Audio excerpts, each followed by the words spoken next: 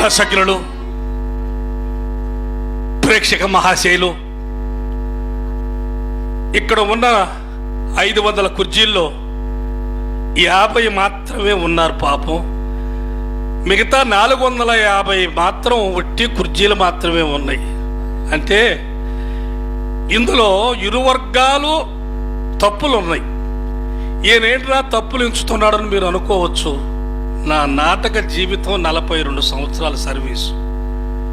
షణ్ముఖి ఆంజనేయరాజు మేనల్లుని నేను చెప్పడానికి నేను అర్హుణ్ణి. ఈ వేదిక మీదకు 15 సంవత్సరాల నుంచి ఇప్పుడు వస్తున్నా.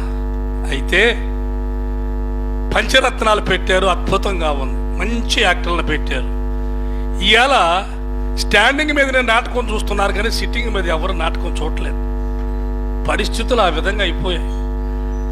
దానికి మా కళాకారులు కూడా నీకు ఇదంతా వచ్చని చెప్పి ఇదంతా వలకపోస్తే నేను అక్కడ ఉన్నాను చెట్టు క్రింద కూర్చొని, ఇది ఏంది ఇది అని చెప్పి కేకలు వేసుకుంటున్నారు, అరుచుకుంటున్నారు, మాకేం అర్థం కలదని వెళ్ళిపోతున్నారు జనం అంతా. నేను అక్కడ రామాలయంలో కూర్చొని ఎన్ని సిఐడి లాగా వింటా ఉన్నాను. ఓహో, దీని పరిస్థితి ఇది కదా అని. అంటే దాని అర్థం ఏంటంటే భావయుక్తంగా మీరు ఎంతో ఎంజాయ్ చేయడానికి ఆహ్లాదకరానికి వచ్చారు. మిమ్మల్ని కష్టపెట్టి తరిమేయకూడదు మేము. ఇది మా తప్పు. ఈ తప్పు మేము తెలుసుకొని మీ తప్పు ఉంటే అది మీరు కూడా నాటకం మేము ఆడడం కంటే కూడా నాటకం చూడడం కూడా చేతనై ఉండాలి. అది మీ తప్పు. ఈ 2 తప్పుల గురించి మీకు కేటాయించి ఇది ఎవరు చెప్పరు, మీరు వినరు. నాకు ఎంతో అనుభవం, డేరింగ్ డాషింగ్ 2 ఉంది కాబట్టి, ప్రజల మనిషిని కాబట్టి నేను చెబుతున్నాను. హిందూ సాంప్రదాయాన్ని మటుమాయం చెయ్యొద్దు. భావితరాల మీ పిల్లలకు కూడా ఇవాళ భాస్కర శతకం, కృష్ణ శతకం, సుమతి శతకం కొన్ని పద్యాలు చెప్పండి. మమ్మీ, డాడీ, ఆల్ రైట్, ఇవి మన కడుపు చూసి అన్నం పెట్టవు.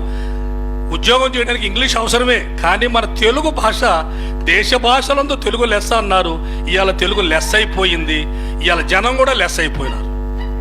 కాబట్టి ఆంధ్రదేశంలో 600 భాషలు ఉన్నాయి.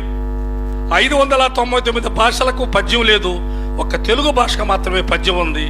మనం తెలుగు పౌరుడిగా తెలుగు గడ్డ మీద మనం జన్మించడమే మనం చేసుకున్న పూర్వజన్మ సుకృతం.